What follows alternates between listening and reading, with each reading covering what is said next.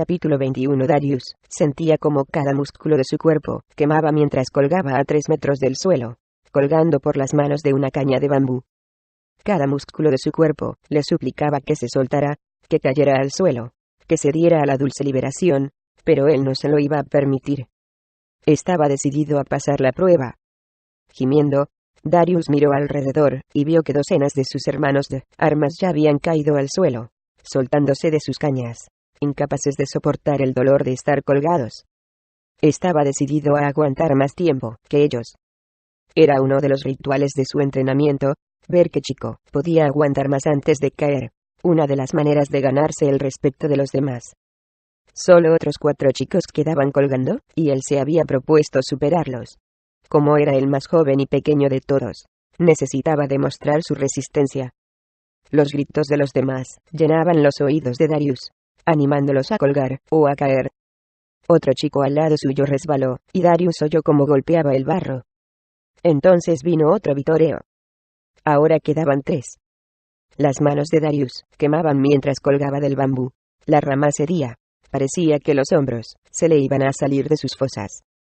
Allá abajo veía las miradas de desaprobación de sus instructores, vigilándolo, y Darius tenía la intención de demostrarles que se equivocaban.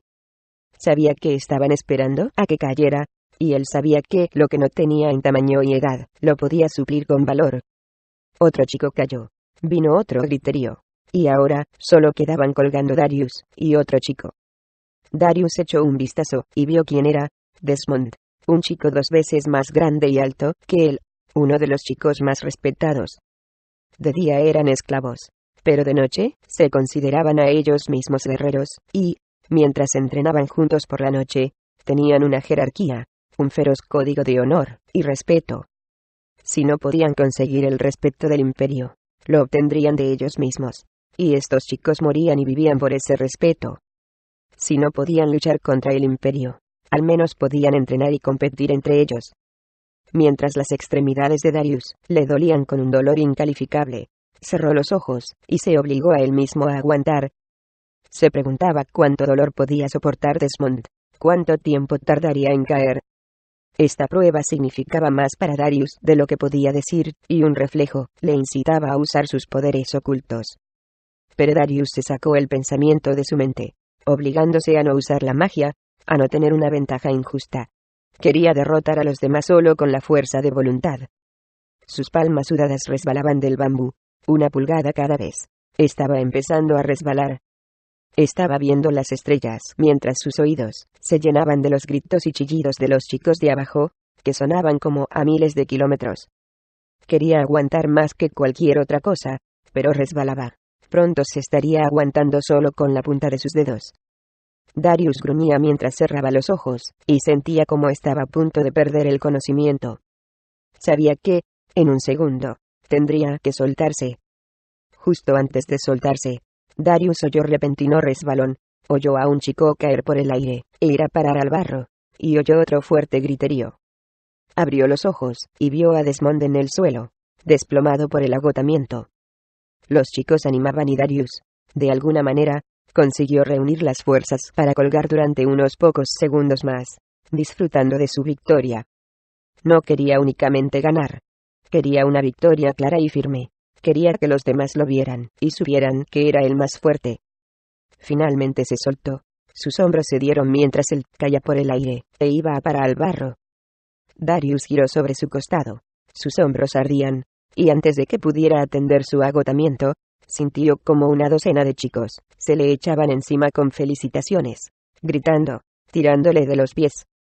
Cubierto de barro, Darius luchaba por recuperar la respiración mientras la multitud se disipaba, y su comandante, Cirque, un verdadero guerrero, ancho como el tronco de un árbol, sin camisa y con los músculos marcados, dio un paso adelante. La multitud hizo silencio mientras Cirque miró hacia abajo, hacia él, sin expresión. La próxima vez que ganes, dijo Cirque, con voz profunda, aguanta más tiempo. No basta con ganar, debes moler a tus oponentes. Cirque se dio la vuelta, y se marchó, y Darius observaba cómo se iba, decepcionado por no haber recibido ningún elogio. De nuevo, sabía que era la manera de hacer de los instructores.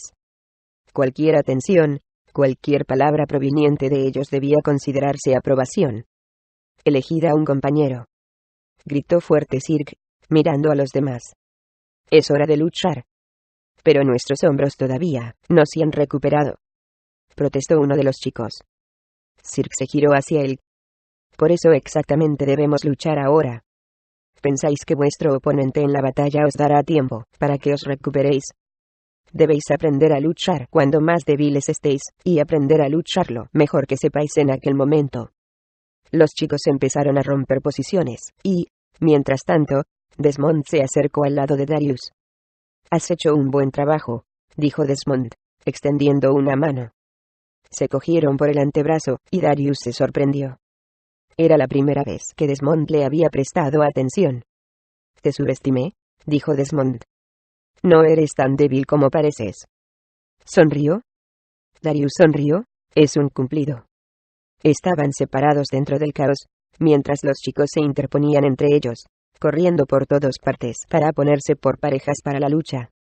A su lado, el chico del grupo que a Darius no le gustaba, Cass, un chico voluminoso, con la mandíbula cuadrada y los ojos estrechos y maliciosos, corrió hacia Lucy, el chico más pequeño del grupo, y lo cogió por la camisa. Lucy, en principio, se había aparejado con alguien más o menos de su estatura, pero Cass lo estiró e hizo que se encarara con él. Tú lucharás conmigo, dijo Cass. Lucy lo miró, aterrorizado. No somos una buena pareja, dijo Lucy. ¿Haces 3 veces mi estatura? Cass sonrió con indiferencia, con una cruel mirada en su cara. Puedo luchar con quien yo elija, dijo. Quizás aprendas algo. O quizás, después de tu derrota, dejarás este grupo. Darius sintió como el calor subía a sus mejillas mientras sentía indignación por ello. Darius no podía soportar la injusticia en ningún lugar, y no podía permitirse quedarse impasible. Sin pensárselo, Darius se interpuso entre ellos de repente, mirando a Cass. Miró a Cass, una cabeza más alto que él, y 2 veces más ancho, y se obligó a no apartar la vista y no sentir miedo. ¿Por qué no luchas conmigo?, le dijo Darius. La expresión de Cass se oscureció al mirar fijamente a Darius. Puedes colgar de una rama, chico, le dijo, pero eso no significa que sepas luchar. Ahora sal de mi camino, o también te daré puñetazos a ti. Cass lo empujó, pero Darius no se movió. En cambio, se quedó allí, decidido, y le sonrió. Entonces pégame, le dijo. Podrás hacerlo, pero yo lucharé. Puede que pierda, pero no me echaré atrás. Cass, furioso, se acercó para agarrar a Darius y lanzarlo lejos de su camino. Pero tan pronto la mano de Cass había cogido su camisa, Darius usó un truco que había aprendido de uno de sus maestros. Esperó hasta el último momento, entonces agarró la mano de Cass con un bucle y le dio vueltas, torciendo su brazo por detrás de su espalda. Darius lo lanzó de cara al barro, mandándolo resbalando por el claro. Después saltó encima de él, para empezar la lucha. Todos los chicos del claro del bosque se dieron cuenta, y se amontonaron a su alrededor, gritando, mientras Darius notaba cómo giraba, mientras era lanzado por el gran volumen de Cass mientras éste daba vueltas. Darius resbaló por el barro, y, antes de que pudiera reaccionar, Cass estaba encima suyo. La fuerza y el peso de Cass eran demasiado para él, y pronto Cass lo inmovilizó. «Tú, pequeña rata», dijo Cass furioso. «Vas a pagar por esto». Cass dio vueltas, y Darius sintió como, de un tirón, le ponía el brazo detrás de la espalda. El dolor era atroz, y sintió como si estuviera a punto de romperse. Darius sintió que su cara estaba enterrada en el barro, y Cass se inclinó cerca de él, su aliento caliente en la nuca. El dolor en el brazo era indescriptible, y Cass tiraba de él todavía más. «Ahora mismo puedo romperte el brazo, si quiero», Cass le sisió en el oído. «Entonces hazlo», gimió Darius. «Incluso esto no cambiará lo que eres un cobarde». Cass estiró más su brazo, y Darius gimió, sintiendo que Cass estaba a punto de romperlo. De repente, Darius oyó pasos, corriendo por el barro, y, por el rabillo del ojo, vio cómo Lucy aparecía y saltaba a la espalda de Cass. Cass, enfurismado, soltó el brazo de Darius, se levantó y lanzó a Lucy, que saltó volando por los aires. Darius daba vueltas, cuidando su brazo dolorido, y vio cómo Cass volvía hacia él.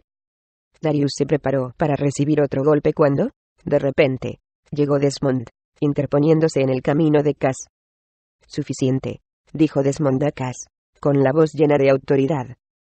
¿Ya te lo has pasado bien? Cass miró fijamente a Desmond y Darius vio su duda, después la incertidumbre en sus ojos. Estaba claro que temía a Desmond. No he acabado, dijo Cass. Te he dicho que sí, repitió Desmond, sin expresión, inmóvil. Cass lo miró fijamente durante varios segundos, y, finalmente, debió darse cuenta que no valía la pena. Lentamente, retrocedió. La tensión se disipó. Los chicos volvieron a sus líneas. Darius miró hacia arriba, y vio a Desmond tendiéndole una mano. La tomó y lo ayudó a levantarse. Fuiste muy valiente, dijo Desmond. Estúpido. Pero valiente. Darius sonrió. Gracias, dijo. Sin ti hubiera sido mucho peor. Desmond asintió con la cabeza. Admiro la valentía, dijo. Por muy estúpida que sea. De repente, un sonido inconfundible sonó cortante en el claro. Era el sonido de un cuerno bajo y sombrío, vibrando a través de los árboles. Todos los chicos se quedaron helados, y se miraban entre ellos, con los semblantes serios. Ese cuerno solo significaba una cosa, era el cuerno de la muerte. Solo podía significar que uno de los suyos había sido asesinado. Todo el mundo hacia el pueblo, ahora mismo. Ordenó Sir Kidarius, se unió a los demás, Desmond, Lucy y Raj a su lado, mientras se encaminaban hacia el pueblo. Darius se preparaba, sabiendo que no podía ser bueno. Darius se apresuró junto a sus hermanos de armas directos al caótico centro del pequeño pueblo. La gente se infiltraba en el centro abarrotado mientras el cuerno de la muerte sonaba una y otra vez. Darius caminaba por el estrecho camino de tierra, llena de gallinas y perros corroteando por allí, y pasó por delante de pequeñas casitas marrones construidas con arcilla y barro, con tejados de paja que dejaban pasar demasiada lluvia. Las casas en este pueblo estaban muy cercanas las unas a las otras, y Darius a menudo se preguntaba por qué él y su gente no podían vivir en algún otro sitio. El suave y bajo cuerno sonó otra vez. El sonido crecía, resonando a través de las colinas, y más aldeanos iban llegando. Darius no había visto a tanta de su gente en un sitio desde que podía recordar, y sentía a la gente chocando con él por todos los lados, hombro a hombro, mientras llegaba al centro del pueblo. La multitud se quedó en silencio cuando los mayores del pueblo aparecieron, tomando sus asientos alrededor del pozo de piedra del centro del pueblo. Salmar, el líder de los mayores, se levantó solemnemente, y todos se quedaron en silencio. Los miró a todos, con su barba blanca y sus ropajes raídos. Levantó una mano en el aire y el cuerno paró. La tensión en el silencio colgaba sobre ellos como una sábana. El derrumbamiento de la ladera de la montaña, dijo lentamente, con la voz seria, trajo la muerte a 24 de nuestros hermanos. Gemidos y lloros salieron de la multitud, y Darius sintió que el estómago le daba un vuelco. Como siempre, se preparó para la lista de nombres, esperando y rezando para que ninguno de sus primos, tías o tíos estuvieran en ella. Gialotit, hijo de Oltebo, gritó Salmat con su voz sombría, y el lloro de una madre desgarró el aire. Darius se giró y vio a una mujer llorando, rompiéndose la ropa, cayendo sobre sus rodillas, y poniéndose lodo en la cabeza. Onaso, hijo de Palsa, continuó el jefe. Darius cerró los ojos, y movió la cabeza, mientras todo a su alrededor se volvió el sonido de lamento y lloro, mientras nombre tras nombre llenaban el aire. Cada nombre era como un clavo en su ataúd, un agujero en su corazón. A Darius le daba la sensación que nunca acabaría. Conocía la mayoría de nombres, algunos conocidos lejanos. Omaso, hijo de Liutre. Darius se quedó helado. Aquel era el nombre que realmente conocía, el nombre de uno de sus hermanos de armas. Ante el anuncio, a todos sus hermanos les costaba respirar. Darius cerró los ojos, e imaginó la muerte de su amigo. Lo imaginó siendo aplastado por las rocas y el lodo, y se puso enfermo. También sabía que, fácilmente podría haber sido él en su lugar. Justo la semana pasada, a Darius le habían asignado trabajar en aquellos acantilados.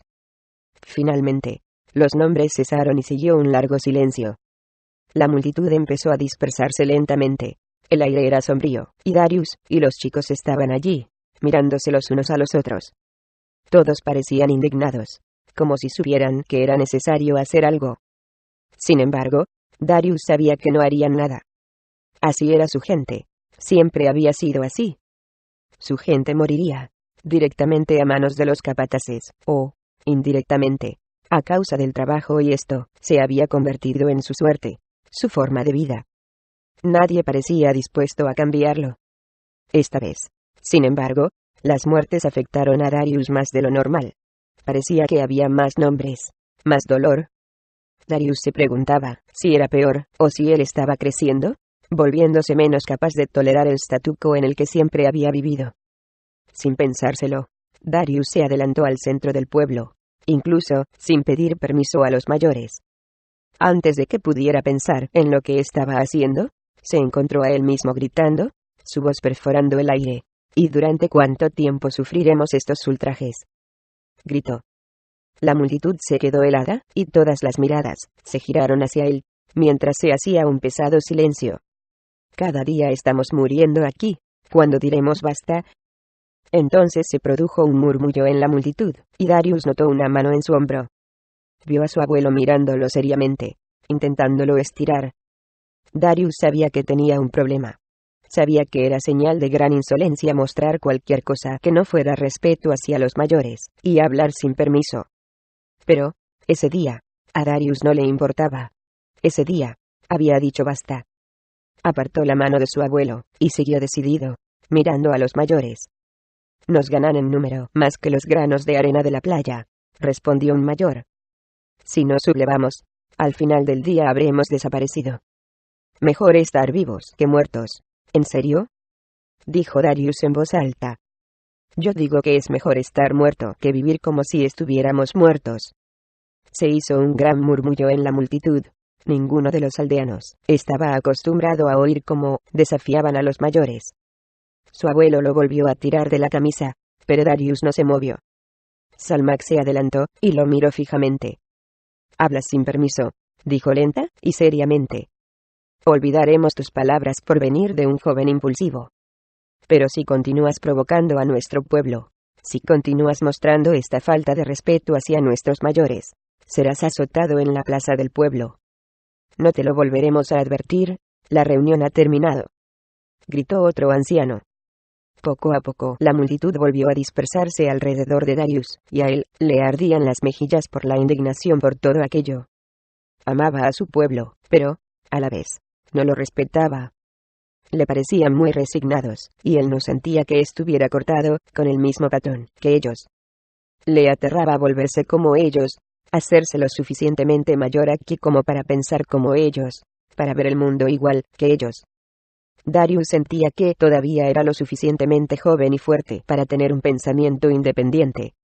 Sabía que tenía que actuar mientras todavía pudiera, antes de hacerse mayor y resignarse. Antes de volverse como los mayores del pueblo, que intentaban silenciar a cualquiera que tuviera un punto de vista disidente, cualquiera compasión. Realmente estás buscando que te azoten, ¿verdad?, dijo una voz. Darius se giró y vio a Raj ponerse a su lado con una sonrisa, cogiéndolo del hombro.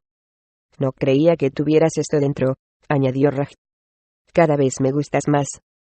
Creo que debes estar tan loco como yo. Antes de que Darius pudiera contestar, se giró y encontró a uno de sus comandantes, Sirk, delante de él, con una mirada de desaprobación. No te pertoca llamar a la acción, dijo. Es cosa nuestra. Un verdadero guerrero no solo sabe cómo luchar, sino también cuándo. Esto es algo que todavía debes aprender.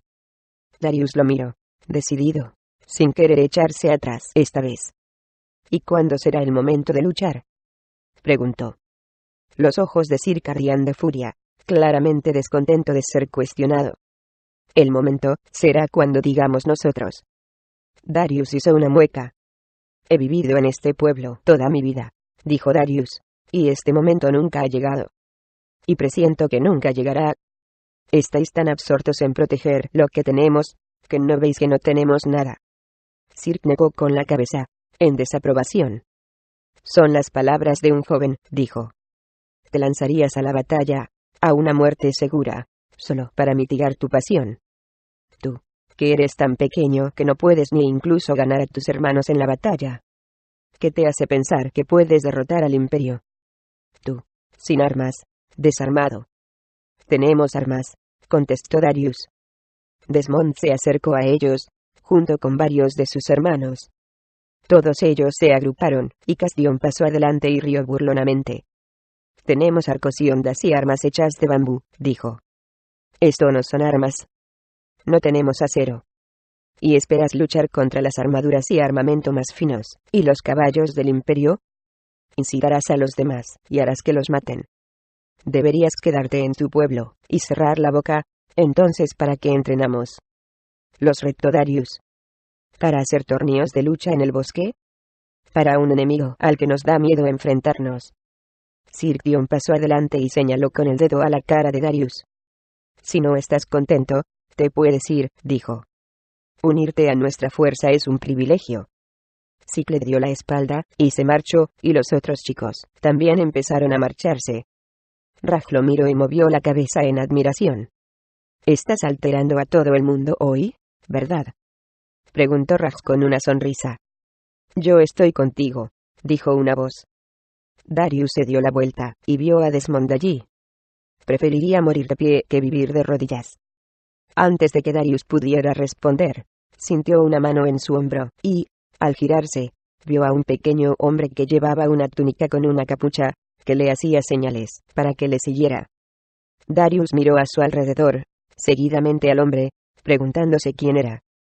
El hombre se giró y empezó a andar rápidamente y Darius, intrigado, lo siguió a través de la multitud, abriéndose paso en todas direcciones.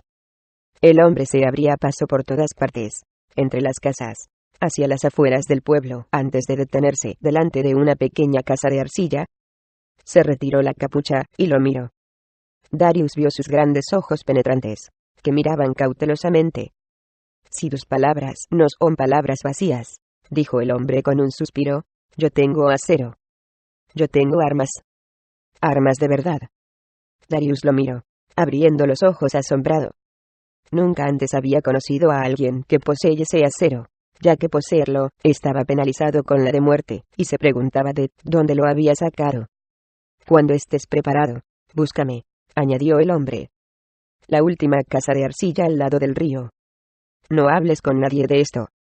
Si alguien me pregunta, ¿lo negaré? El hombre se giró, y se apresuró entre la multitud, y Darius lo observó, perplejo, su mente rebosante de preguntas. Antes de que pudiera llamarlo, Darius sintió otra fuerte mano en su hombro, que lo hizo dar la vuelta. Darius vio la cara de desaprobación de su abuelo, una cara arrugada por la edad, enmarcada por su corto pelo gris, mirándolo con el ceño fruncido. Él era, sin embargo, sorprendentemente fuerte y vibrante para su edad. Este hombre lleva a la muerte, le advirtió su abuelo duramente. No tan solo a ti, sino a toda tu familia. ¿Me comprendes? Hemos sobrevivido durante generaciones, a diferencia de otros esclavos en otras provincias, porque nunca hemos aceptado acero. Si el imperio te coge con él, arrasarán nuestro pueblo, y nos matarán a todos, dijo, clavando un dedo en su pecho para dejar clara su postura. Si te atrapo buscando a aquel hombre, serás desterrado de nuestra familia. No serás bienvenido en nuestro hogar. No te lo volvería a decir. Papá. Empezó Darius. Pero su abuelo ya se había girado, y se había ido enfurecido hacia el pueblo. Darius lo observaba marcharse, enfadado. Él amaba a su abuelo, que prácticamente lo había criado desde la desaparición de su propio padre hace años. Darius lo respetaba, también. Pero no compartía su punto de vista resignado. Nunca lo haría. Su abuelo era de otra generación. Y no lo entendería. Nunca. Darius se volvió hacia la multitud y una cara llamó su atención. Allí, de pie, a unos 6 metros, estaba la chica, la que había visto en el bosque aluviano. La gente pasaba delante de ella, pero ella tenía sus ojos puestos en Darius, como si no existiera nadie más en el mundo. El corazón de Darius dio un vuelco al verla y el resto del mundo parecía fundirse. Esta chica había cautivado sus pensamientos desde el momento en que se había fijado en ella, Y verla ahora, aquí, parecía surrealista. Se había preguntado si la volvería a ver alguna vez. Darius se abrió camino entre la multitud, dirigiéndose hacia ella. Temía que pudiera darse la vuelta, pero allí estaba, orgullosa, mirándole, y no había lugar a dudas que lo estaba mirando a él. Su cara no tenía expresión. No sonreía, pero tampoco fruncía el ceño. Darius miró en sus conmovedores ojos amarillos, y por debajo de ellos, vio el pequeño golpe en su mejilla donde el capataz la había pegado. Sintió una nueva ola de indignación, y, más que nada, sentía una conexión con ella, algo más fuerte de lo que jamás había sentido. Se abrió paso entre la multitud, y se quedó a escasos metros de ella. No sabía qué decir, y los dos se quedaron allí, mirándose el uno al otro, en silencio. Oí tus palabras en el pueblo, dijo. Su voz era profunda y fuerte, la voz más hermosa que jamás había oído. ¿Eran vacías?, preguntó. Darius se ruborizó. No están vacías, contestó él. Entonces, ¿qué acción piensas tomar?, preguntó. Se quedó sin saber cómo responder. Nunca había conocido a alguien tan directo como ella. Yo no lo sé, dijo. Ella lo examinó. Tengo 4 hermanos, dijo ella. Son guerreros. Piensan igual que tú. Y ya he perdido a uno de mis hermanos por ello. Darius la miró, sorprendido. ¿Cómo?, preguntó él. Se marchó solo, una noche, para librar la guerra contra el imperio. Mató a unos cuantos capataces. Pero lo atraparon, y lo mataron de una manera horrible. Cruelmente. Se había despojado de todas sus señales. ¿Por eso no pudieron seguirnos la pista? Si no nos hubieran matado a todos nosotros. También. Miró a Darius, como si estuviera pensando algo. No quiero estar con un hombre que es como mi hermano, dijo finalmente. Hay sitio para el orgullo entre los chicos, pero no entre los hombres. Porque los hombres deben acompañar el orgullo con la acción. Y la acción, para nosotros, significa la muerte. Darius la miró, desconcertado por sus palabras. Sus ojos tan fuertes, tan poderosos, nunca se apartaban de los suyos. Le tenía respeto. Hablaba con la fuerza y la sabiduría de una reina y apenas podía entender que tenía delante a una chica de su edad. Más que nada, mientras estaba allí, el corazón le latía con fuerza, y se preguntaba por qué le estaba hablando. Se preguntaba si le gustaba, si tenía los mismos sentimientos por él que él tenía por ella. ¿Le gustaba? ¿O simplemente estaba intentando ayudarle? Entonces, cuéntame, dijo finalmente, después de un largo silencio. ¿Eres un hombre? ¿O un héroe? Darius no sabía cómo responder. Ninguno de los dos, dijo. Simplemente soy yo mismo. Lo miró largo y tendido, como si queriéndolo entender, como intentando decidirse. Finalmente, se giró y empezó a caminar. El corazón de Darius dio un vuelco al entender que le había dado la respuesta equivocada, que ella había cambiado de opinión. Pero mientras se alejaba, giró su cabeza hacia él, y, por primera vez, dijo: encontrémonos en el río, debajo del sauce, cuando se ponga el sol, dijo ella. Y no me hagas esperar. Ella desapareció entre la multitud y el corazón de Darius latía con fuerza mientras observaba cómo se iba. Nunca se había encontrado con alguien como ella, y tenía la sensación de que nunca lo haría. Por primera vez, había gustado a una chica. ¿O no? Capítulo 22. Alistair estaba de pie en la plaza de piedra en la primera luz del amanecer, allá arriba en los acantilados, junto a la madre de Eric y todos sus consejeros, observando las majestuosas vistas de las islas del sur. Allá abajo, veían la atroz batalla, como lo habían hecho toda la noche desde su encuentro con Bowyer. Alistair observaba esta hermosa isla, cubierta por la neblina de la mañana, llena por el olor de flores de limón, ahora irrumpido por la guerra, y se sentía culpable de haber sido quien había hecho estallar esta guerra civil. Aún así, al mismo tiempo, sentía que se había hecho justicia, aliviada de que toda esta gente finalmente se había dado cuenta de que era inocente, y de que Bowyer era el asesino. Sabía que debían detener a Bowyer antes de que robara el reino. Después de todo, el reino pertenecía a Eric y Alistair estaba decidida a ver cómo Eric se recuperaba y reclamaba lo que era suyo por derecho. No, porque quisiera ser reina, no le importaban ni el título ni el rango, sino porque quería que su futuro marido recibiera lo que merecía. La madre de Eric, a su lado, observaba las batallas con preocupación, y Alistair le puso una mano en su muñeca. Alistair se sentía llena de gratitud hacia ella, por estar a su lado todo el tiempo.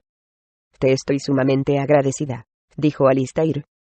Si no fuera por ti, estaría en una mazmorra, o muerta, ahora mismo.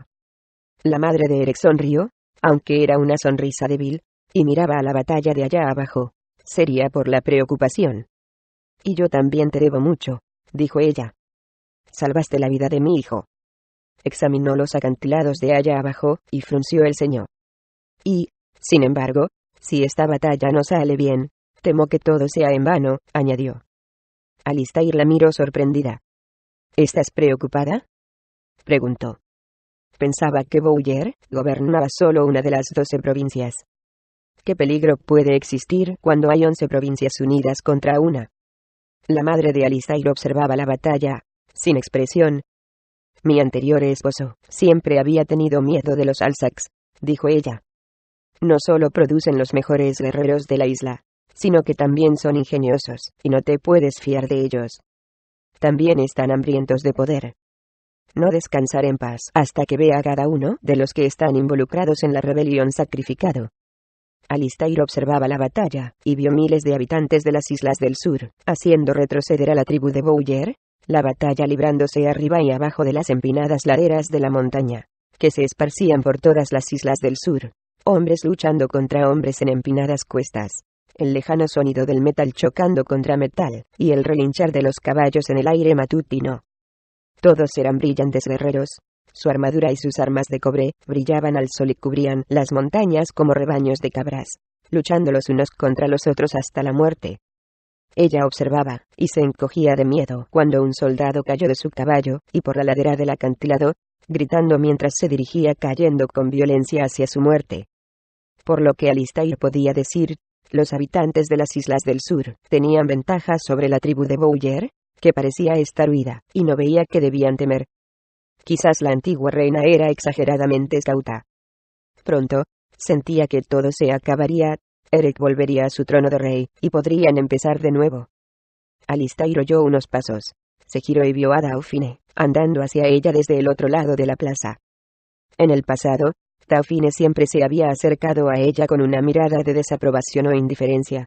Sin embargo, esta vez, Alistair se dio cuenta de que tenía una expresión diferente. Parecía de remordimiento, de un nuevo respeto. Dauphin vino hasta ella. Debo disculparme, dijo sinceramente. Fuiste acusada falsamente. Me informaron mal, y por eso me disculpo. Alistair asintió con la cabeza. Nunca albergué malos sentimientos contra ti, dijo Alistair, y no los tengo ahora. Estoy feliz de tenerte como cuñada, siempre, y cuando tú estés feliz de tenerme. Dauphin hizo una amplia sonrisa, por primera vez. Se acercó a ella, abrazó a Alistair y Alistair, sorprendida, la abrazó. Dauphin finalmente se apartó, y la examinó con una mirada intensa. Odio a mis enemigos con gran pasión, explicó Dauphin, y quiero a mis amigos con el mismo fervor. ¿Tú serás una amiga y una hermana para mí? Una verdadera hermana. Alguien tan entregado a Eric como tú, se ha ganado mi corazón. Encontrarás una amiga fiel en mí, te lo prometo. Y mi palabra es mayor que mi vínculo. Alistair sentía que decía la verdad, y se sentía bien de tener una hermana, de haber resuelto finalmente la tensión entre ellas. Veía que Dauphin era alguien que sentía profundamente, y no siempre era capaz de controlar sus pasiones. ¿Se rendirán?, preguntó Alistair, observando a los hombres de Bowyer. La madre de Eric encogió los hombros. Los Alsacs siempre han sido separatistas. Siempre han codiciado la corona, y son malos perdedores. Mi padre y su padre, antes que él, intentaron erradicarlos de las islas. Y ahora es el momento. Sin ellos, seremos una nación, unidos bajo Eric. Entonces vino el repentino sonido de un correr de cuernos, y todos se giraron alarmados, mirando hacia los acantilados detrás de ellos. Las cimas de las montañas de repente se llenaron de soldados a caballo, apareciendo en la sierra, cubriendo el horizonte desde todas direcciones. Alistair vio que llevaban banderas de todos los colores, y levantó la vista confundida, sin entender qué estaba sucediendo. No lo comprendo, dijo Alistair. La batalla está delante nuestro. ¿Por qué se acercan por detrás? La cara de la madre de Eric era de miedo, y parecía que estaba observando la llegada de la misma muerte. No son para nosotros, dijo ella, su voz apenas más alta que un susurro. Aquellas banderas han puesto a media isla en nuestra contra. Están siguiendo a Bowyer en su propósito de ser rey. Es una revuelta. Se ha acabado, dijo Dauphin, su voz llena de pesimismo. Nos han cogido por sorpresa. Hemos sido engañados. Se dirigen hacia la casa de los enfermos, observó la madre, mientras las fuerzas empezaban a bajar por la pendiente. Van a matar a Eric, para que Bowyer pueda ser rey. Debemos detenerlos, dijo Alistair. La madre de Eric agarró a Alistair por la muñeca. Si sigues hacia adelante, hacia Eric, te diriges a una muerte segura. Si deseas sobrevivir, vuelve a nuestras fuerzas, reorganízalos y vive para luchar otro día. Alistair negó con la cabeza. No lo entendéis, respondió. Sin Eric, ya no estoy viva. Alistair se soltó de su mano, se giró y corrió de cabeza al ejército que se acercaba, hacia la muerte segura, dispuesta a hacer lo que fuera para llegar primero a Eric. Si él iba a morir, ella moriría a su lado.